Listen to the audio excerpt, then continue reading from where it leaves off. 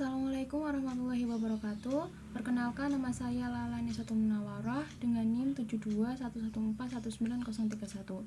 Di video kali ini saya akan menjelaskan bab 9 Sistem Informasi Manajemen terkait keamanan informasi. Nah, jadi untuk masuk materinya, sebelum itu apa sih keamanan informasi itu? Jadi keamanan informasi digunakan untuk istilah yang mendeskripsikan pelindungan baik komputer maupun non-komputer, kemudian fasilitas, data, dan informasi dari pihak atau penyalahgunaan pihak-pihak yang tidak berwenang. Kemudian untuk tujuan keamanan informasi, yang pertama yaitu kerahasiaan, yang mana melindungi data dan informasi dari pengungkapan kepada orang-orang yang tidak berwenang. Yang kedua yaitu ketersediaan, menyediakan data dan informasi sedia bagi pihak-pihak yang memiliki wewenang untuk menggunakannya. Yang ketiga yaitu integrasi, jadi semua sistem informasi harus memberi representasi akurat atas sistem fisik yang direpresentasikannya. Kemudian yang selanjutnya yaitu manajemen keamanan informasi. Jadi untuk manajemen keamanan informasi itu ada dua. Yang pertama yaitu manajemen keamanan informasi atau information security management, dan yang kedua adalah manajemen keberlangsungan bisnis atau business continuity management. Nah, untuk yang bertanggung jawab atas manajemen tersebut juga ada dua. Yang pertama yaitu Direktur Keamanan Sistem Informasi Perusahaan atau Corporate Information System Security Officer, dan yang kedua yaitu Direktur Asuransi Informasi Perusahaan atau Corporate Information Assurance Officer. Yang selanjutnya yaitu manajemen keamanan informasi. Ada yang namanya tolak ukur keamanan informasi atau informasi security benchmark. Adalah tingkat keamanan yang disarankan yang dalam keadaan normal harus menawarkan perlindungan yang cukup terhadap gangguan yang tidak terotorisasi. Kemudian untuk musuh dari keamanan informasi itu sendiri atau yang menyebabkan keamanan sistem informasi itu terganggu adalah ancaman. Jadi ancaman keamanan informasi atau informasi security threat adalah orang, organisasi, mekanisme, atau peristiwa yang memiliki potensi untuk membahayakan sumber daya perusahaan. Nah, untuk sifat ancaman sendiri ada dua, yaitu yang pertama ancaman internal dan eksternal. Diperkirakan menghasilkan kerusakan yang secara potensial lebih serius dibandingkan ancaman eksternal. Mengapa? Karena internal, karena pengetahuan ancaman internal yang lebih mendalam akan sistem tersebut. Jadi untuk ancaman yang paling mengena yaitu dari internal sendiri karena mereka langsung merusak dari dalam. Yang kedua yaitu tindakan kecelakaan dan disengaja, yaitu sistem keamanan juga harus mengeliminasi atau mengurangi kemungkinan terjadinya kerusakan yang disebabkan oleh kecelakaan atau disengaja. Kemudian ada jenis-jenis ancaman. Yang pertama yaitu virus, kedua worm yang mana dapat menyebabkan salinannya yang dapat menyebarkan salinannya melalui email.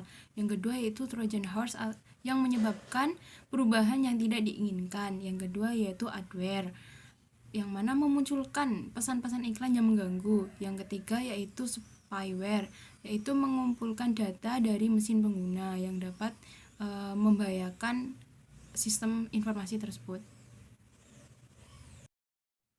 Yang selanjutnya yaitu risiko. Risiko keamanan informasi atau information security risk adalah potensi output yang tidak diharapkan dari pelanggaran keamanan informasi oleh ancaman keamanan informasi. Yang selanjutnya yaitu pengungkapan informasi yang tidak terotorisasi dan pencurian. Yang pertama yaitu pengguna tidak terotorisasi.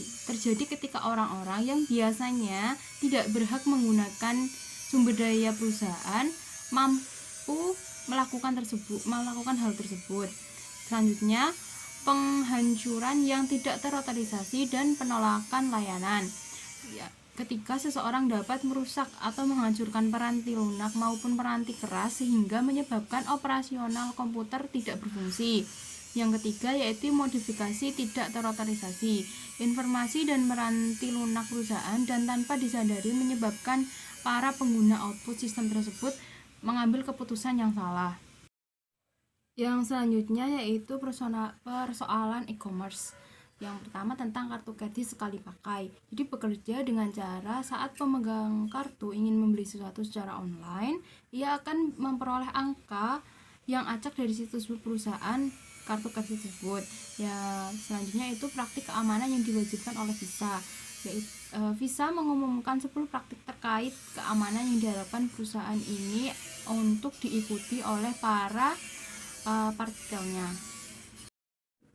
Untuk 10 praktik terkait Visa, yang pertama memasang dan memelihara firewall, kedua memperbarui keamanan, yang ketiga melakukan enkripsi pada data yang disimpan, yang keempat melakukan enkripsi pada data yang terkirim, yang kelima menggunakan dan memperbarui peranti lunak antivirus, yang keenam membatasi akses data pada orang-orang yang ingin tahu, ketujuh memberikan ID unik kepada setiap orang yang memiliki kemudahan mengakses data, yang kedelapan memantau akses data dengan ID unik, yang 9 tidak menggunakan kata sandi default yang disediakan oleh vendor, yang ke-10 secara teratur menguji sistem keamanan.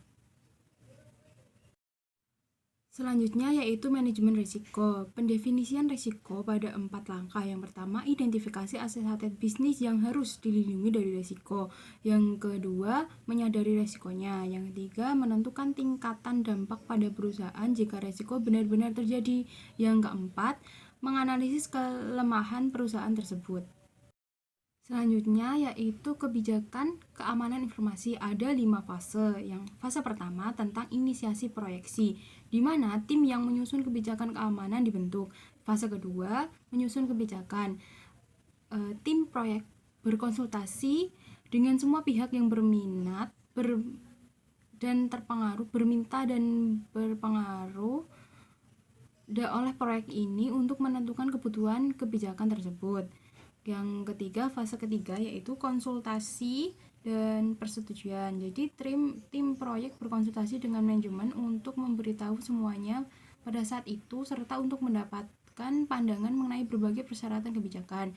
Fase keempat, kesadaran dan edukasi, yaitu pelatihan kesadaran edukasi kebijakan dari kebijakan baru tersebut. Yang terakhir fase kelima yaitu menyebarluaskan kebijakan keamanan yang disebarluaskan ke seluruh unit organisasi di mana kebijakan tersebut dapat diterapkan. Selanjutnya yaitu pengendalian.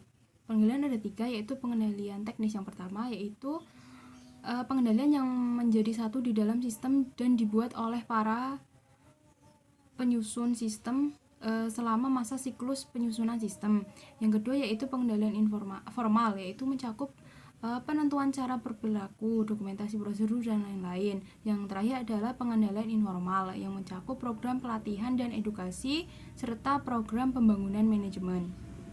Selanjutnya yaitu dukungan pemerintah dan industri. Jadi beberapa organisasi pemerintahan dan internasional telah menentukan standar-standar yang ditunjukkan untuk menjadi panduan bagi organisasi yang ingin mendapatkan keamanan informasi. Beberapa pihak menentukan atau pihak-pihak penentu standar menggunakan istilah baseline atau dasar dan dasar bukannya benchmark atau tolak ukur. Selanjutnya ada standar industri atau The Center for Internet Security, adalah organisasi nirlaba yang didedikasikan untuk membantu para pengguna komputer guna membuat sistem mereka lebih aman. Ada 2 bentuk, yaitu CIS benchmark dan CIS score tools. Selanjutnya yaitu sertifikat profesional, ada 3. Yang pertama asosiasi audit sistem dan pengendalian, kedua yaitu konsorsium sertifikasi keamanan sistem informasi internasional, dan yang terakhir adalah institusi SINS. Selanjutnya yaitu manajemen keberlangsungan bisnis. Terdapat subrencana yang umum, itu ada 3. Yang pertama yaitu rencana darurat, yang mana menyebutkan cara-cara yang akan menjaga keamanan karyawan jika bencana terjadi atau secara mendadak. Yang kedua, rencana cadangan. Perusahaan harus mengatur agar fasilitas komputer cadangan tersedia seadanya fasilitas yang biasanya hancur atau rusak sehingga tidak bisa digunakan. Kemudian yang ketiga yaitu rencana catatan penting, adalah dokumen kertas, mikrofilm, dan media penyimpanan optis dan magnetis yang penting untuk meneruskan bisnis perusahaan. Sekian materi dari saya, semoga bermanfaat. Apabila ada kesalahan mohon maaf. Wassalamualaikum warahmatullahi wabarakatuh.